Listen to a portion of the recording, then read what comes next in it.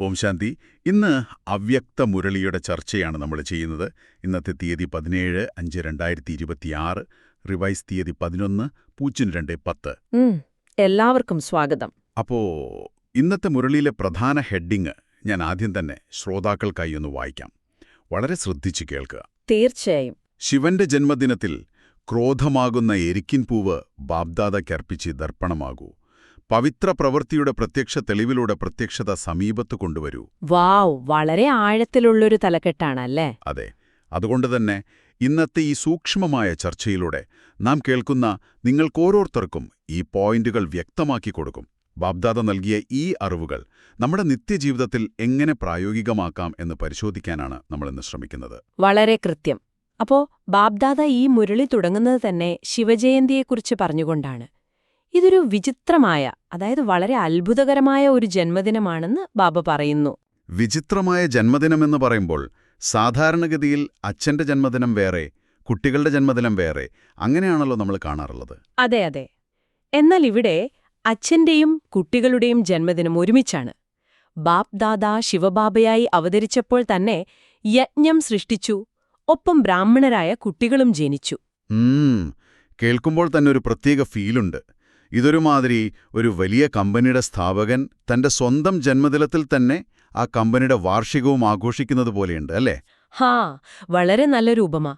ഭക്തിമാർഗത്തിൽ ഇതിന്റെ വ്യക്തമായൊരു തെളിവ് നമ്മൾ ഇന്നും കാണുന്നുണ്ട്. ശിവരാത്രിക്ക് ശിവലിംഗത്തെ മാത്രമല്ലല്ലോ ആരാധിക്കുന്നത്. അതെ, സാളഗ്രാമങ്ങളെയും ആരാധിക്കാറുണ്ട്. കൃത്യം. അതായത് ബാബയോടൊപ്പം ആ തുടക്കത്തിൽ തന്നെ കുട്ടികളായ നാമം ഉണ്ടായിരുന്നു എന്നതിന്റെ ഓർമ്മപ്പെടുത്തലാണത്. ശരിയാണ്. പിന്നെ ഇതിലെനിക്ക് ഏറ്റവും കൗതുകം തോന്നിയ മറ്റൊരു കാര്യം ഭക്തരുടെ വ്രതത്തെക്കുറിച്ച് ബാബ പറയുന്നതാണ്. ഭക്തരുടെ വ്രതം.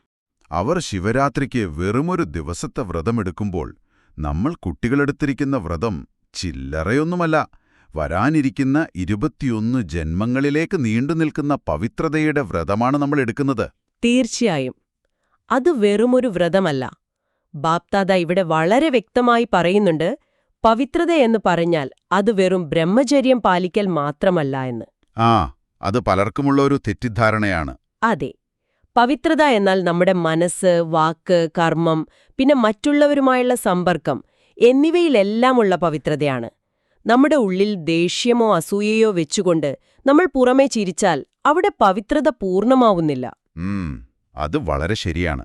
ഈയൊരു ജന്മത്തിലെ നിങ്ങളുടെ ഉണർവിലൂടെ വേണം ലോകത്തെ മുഴുവൻ ഇരുട്ടിൽ നിന്ന് വെളിച്ചത്തിലേക്ക് കൊണ്ടുവരാൻ എന്നാണ് ബാപ്ദാദ ഓർമ്മിപ്പിക്കുന്നത്. അപ്പോൾ നമ്മൾ പവിത്രതയുടെ ആ വലിയ തീരുമാനമെടുത്തു എന്ന് വിചാരിക്കുക. ഭൂരിഭാഗം പേരും അതിൽ വിജയിച്ചു കഴിഞ്ഞാൽ സ്വാഭാവികമായും അടുത്ത ഒരു തടസ്സം നമ്മുടെ മുന്നിലേക്ക് വരും. രണ്ടാമത്തെ ഭൂതം, അല്ലേ? അതെ. ബാബ ഇതിനെ രണ്ടാമത്തെ ഭൂതമെന്നാണ് വിളിക്കുന്നത്. അതായത് നമ്മുടെ കോപം അഥവാ ക്രോധം. ഈ ജന്മദിനത്തിൽ ബാബ ചോദിക്കുന്ന ഏറ്റവും വലിയ സമ്മാനം തന്നെ ഈ കോപത്തെ ഉപേക്ഷിക്കുക എന്നതാണ്. കോപത്തെ ഒരു ഭൂതമെന്ന് വിളിക്കാൻ തക്കതായ കാരണമുണ്ട്. ഒരു ഭൂതം കേറിയാൽ ആൾക്കാരുടെ അവസ്ഥ എന്താകും? സ്വന്തം കൺട്രോൾ പോകും. അതെ, കോപം വരുമ്പോൾ അത് തന്നെയാണ് സംഭവിക്കുന്നത്. നമ്മളെ അത് തീർത്തും നിസ്സഹായരാക്കും. ഇവിടെയാണ് കാര്യം കൂടുതൽ രസകരമാകുന്നത്. കാരണം നമ്മൾ തനിച്ചിരിക്കുമ്പോൾ ആർക്കും വലിയ കോപമൊന്നും വരാറില്ല. മറ്റുള്ളവരുമായി സമ്പർക്കത്തിൽ വരുമ്പോഴാണ് ഇത് പെട്ടെന്ന് പുറത്തു ചാടുന്നത്. പെട്ടെന്നു പ്രകടമാകും. അതെ. അപ്പോ ശിവരാത്രിക്ക് നമ്മൾ എരിക്കിൻ പൂവ് അർപ്പിക്കാറുണ്ടല്ലോ. ബാബ പറയുന്നത് നമ്മൾ കോപമാകുന്ന ആ എരിക്കിൻ പൂവ് സമ്മാനമായി നൽകിയാൽ തിരികെ അനേകം ഗുണങ്ങളുടെ സമ്മാനം നമുക്ക് ലഭിക്കുമെന്നാണ്. തീർച്ചയായും. ആ കോപത്തെ മാറ്റിയാൽ നമ്മളൊരു ദർപ്പണം പോലെ, അതായത് ഒരു തെളിഞ്ഞ കണ്ണാടി പോലെയാകും. എങ്കിൽ മാത്രമേ പവിത്രതയുടെ പ്രത്യക്ഷ തെളിവ് ലോകത്തിന് കാണിച്ചു കൊടുക്കാൻ നമുക്ക് കഴിയൂ. അപ്പൊ കോപം വരുന്നത് എങ്ങനെ തടയും? ഇതിനൊരു കാരണം ബാബ പറയുന്നുണ്ടല്ലോ. ബാബ്ദാദ അതിന്റെ വിത്ത് എവിടെയാണെന്ന് കൃത്യമായി പറയുന്നുണ്ട്. കോപമുണ്ടാകാനുള്ള പ്രധാന കാരണം മറ്റുള്ളവരോടുള്ള അസൂയയും പിന്നെ നമ്മുടെ ഉള്ളിലെ വ്യർത്ഥ ചിന്തകളുമാണ്. ഇതിന്റെ എല്ലാം തുടക്കം ഒരൊറ്റ വാക്കിൽ നിന്നാണ്. അതാണ് എന്തുകൊണ്ട് അഥവാ വൈ എന്ന ചോദ്യം. ഇവരെന്താ ഇങ്ങനെ? ഇതെന്തുകൊണ്ട് സംഭവിച്ചു എന്നൊക്കെയുള്ള ചിന്തകൾ. അത് വളരെ വളരെ പ്രാധാന്യമുള്ളൊരു പോയിന്റാണ്. ബാബ്ദാദ അവിടെ ഉപയോഗിച്ച ആ ഭാഷാപരമായ ഉപമ ഞാൻ കേൾക്കുന്ന നിങ്ങളോട് ഒന്ന് പങ്കുവയ്ക്കാം. പറയൂ. ഇംഗ്ലീഷിൽ ക്യൂ എന്ന അക്ഷരമില്ലേ, അതായത് ക്യൂ, അതെഴുതാൻ കുറച്ച് ബുദ്ധിമുട്ടാണ്. ഒരു വട്ടമിട്ട് കുരുങ്ങിക്കിടക്കുന്ന പോലെ. അതാണ് ഈ എന്തുകൊണ്ടെന്ന ചോദ്യം നമ്മുടെ തലച്ചോറിൽ ചെയ്യുന്നത്. ഒരു വലിയ കുരുക്കാണത്. ശരിയാണ്, നമ്മൾ അതിൽ തന്നെ കിടന്നു കറങ്ങും. എന്നാൽ എന്ന അക്ഷരം നോക്കൂ, വളരെ ഈസിയായി എഴുതാം.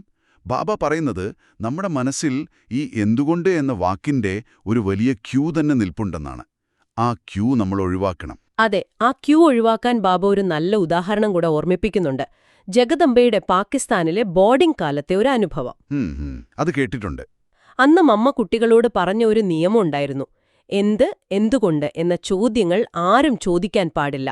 അതിനു പകരം എന്തു പറയണമെന്നറിയാമോ? അത്ഭുതം, അല്ലേ? അതെ, അത്ഭുതം അഥവാ വണ്ടർ എന്നു പറയാൻ ശീലിക്കുക. ഇവരെന്താ ഇങ്ങനെയെന്ന് ചോദിക്കുന്നതിനു പകരം വാവ്, അത്ഭുതം തന്നെ, ഈ നാടകത്തിൽ ഇങ്ങനത്തെ ആളുകളുമുണ്ടല്ലോ എന്ന് ചിന്തിക്കുക. അതൊരു ഒന്നാന്തരം സൈക്കോളജിക്കൽ ഷിഫ്റ്റാണ്. അങ്ങനെ ചിന്തിച്ചാൽ പിന്നെ ദേഷ്യം വരില്ല.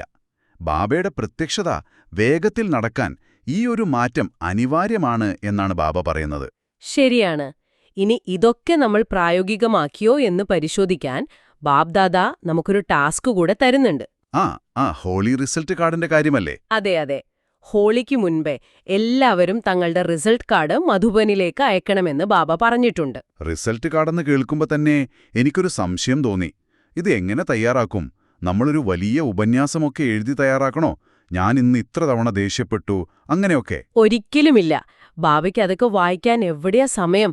വെറും ഒരു ചെറിയ കാർഡില്, അതായത് നമുക്ക് മധുബനിൽ നിന്നൊക്കെ കിട്ടുന്ന വരദാന കാർഡില്ലേ, അതില് വെറും ഓക്കെ എന്നെഴുതിയാൽ മതി. ഓക്കെ എന്ന് മാത്രം എഴുതിയാൽ മതിയോ? അതെളുപ്പാണല്ലോ. പക്ഷെ ഒരു കണ്ടീഷനുണ്ട്. എന്തെങ്കിലും വീഴ്ചകൾ വന്നാൽ, അതായത് കോപം വരികയോ പവിത്രതയിൽ കുറവ് വരികയോ ചെയ്താൽ ആ ഓക്കെ എന്നതിനിടയിൽ ഒരു രേഖ വരയ്ക്കണം.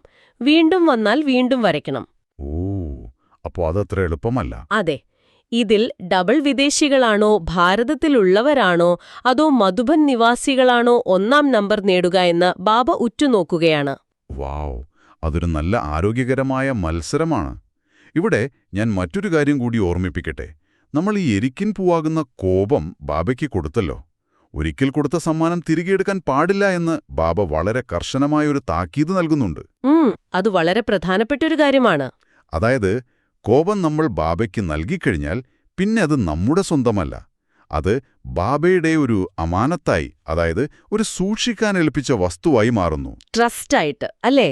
അതെ, ഒരു ട്രസ്റ്റ്. അതിൽ നമ്മൾ സങ്കല്പത്തിൽ പോലും തിരിമറി നടത്തുന്നത് വലിയ വഞ്ചനയാണ്. ദേഷ്യം വരുമ്പോൾ നമ്മൾ ചിന്തിക്കുക, ഇതെന്റേതല്ല, ഞാനിത് ബാബയ്ക്ക് കൊടുത്തതാണെന്ന്. ശരിയാണ്.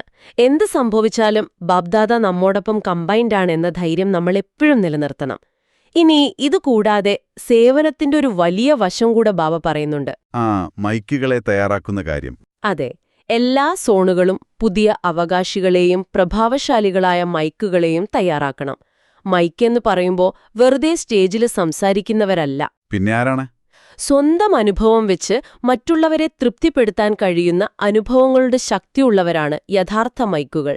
ഈ ലിസ്റ്റ് രഹസ്യമായ ബാബ പരിശോധിക്കുമെന്ന് പറഞ്ഞിട്ടുണ്ട്. അപ്പൊ സോണുകൾക്കൊക്കെ വലിയൊരു ടാസ്ക്കാണ് കിട്ടിയിരിക്കുന്നത്. ഇനി നമ്മൾ ഈ മുരളിയിലെ മറ്റൊരു പ്രധാനപ്പെട്ട ടൈറ്റിലേക്ക് കടക്കുകയാണ്. അതായത് അവ്യക്ത സൂചന. അവ്യക്ത സൂചന. വാചകം ഞാൻ കൃത്യമായി വായിക്കാം. സദാ അചഞ്ചലവും ദൃഢവും ഏകരസവുമായ സ്ഥിതിയുടെ അനുഭവം ചെയ്യൂ. ഈ ഏകരസമായ സ്ഥിതി എന്ന് പറയുമ്പോൾ അതൊരു സാധാരണക്കാരനെ എങ്ങനെ പ്രായോഗികമാക്കാൻ കഴിയും? അത് നമ്മൾ ഒരു വണ്ടിയുടെ ഷോക്ക് അബ്സോർബറിനെ പോലെ ചിന്തിച്ചാൽ മതി. പുറത്തെത്ര വലിയ കുഴികളുണ്ടായാലും ഉള്ളിലിരിക്കുന്നവർ കുലുങ്ങില്ലല്ലോ. അതുപോലെ പുറത്തെന്ത് സാഹചര്യങ്ങൾ വന്നാലും നമ്മുടെ ഉള്ളിലെ ശാന്തി നഷ്ടപ്പെടാൻ പാടില്ല. അതാണ് ഏകരസസ്ഥിതി. അപ്പോ എപ്പോഴാണ് ഈ സ്ഥിതി നഷ്ടപ്പെടുന്നത്? എപ്പോഴാണോ ബാബ നൽകുന്ന ശ്രീമത്തിൽ നമ്മുടെ സ്വന്തം മന്മത്വം ദേഹാഭിമാനവും കലരുന്നത്, അപ്പോൾ സ്ഥിതി ഏകരസമാവില്ല എന്നു ബാബ ഓർമ്മിപ്പിക്കുന്നു. നമ്മൾ നമ്മളെ തന്നെ മറ്റുള്ളവരുമായി താരതമ്യം ചെയ്യാൻ തുടങ്ങുമ്പോൾ പ്രശ്നങ്ങൾ തുടങ്ങും. വളരെ കൃത്യമാണ് ആ നിരീക്ഷണം. അതുകൊണ്ട് ഏതു സാഹചര്യത്തിലും സ്ഥിതി ഒരുപോലെ നിലനിർത്താൻ ശ്രദ്ധിക്കണം. ഇതോടൊപ്പം ബാബ നൽകിയ ഒരു പ്രത്യേക നിർദ്ദേശം കൂടി ഞാൻ എല്ലാവരെയും ഓർമ്മിപ്പിക്കുകയാണ്. യോഗാഭ്യാസത്തിന്റെ കാര്യമല്ലേ? അതെ, മാസത്തിലെ 3-ാമത്തെ ഞായറാഴ്ചയിലെ യോഗാഭ്യാസം വൈകുന്നേരം 6:30 മുതൽ 7:30 വരെ നമ്മളെല്ലാവരും പൂർവികരും പൂജ്യസ്വരൂപവും എന്ന സമാനത്തിലിരുന്ന് മുഴുവൻ കൽപ്പവൃക്ഷത്തിനും ശുഭകാമനയുടെ കിരണങ്ങൾ കൊടുക്കുന്ന ആ സേവനം നിർബന്ധമായും ചെയ്യണം. തീർച്ചയായും.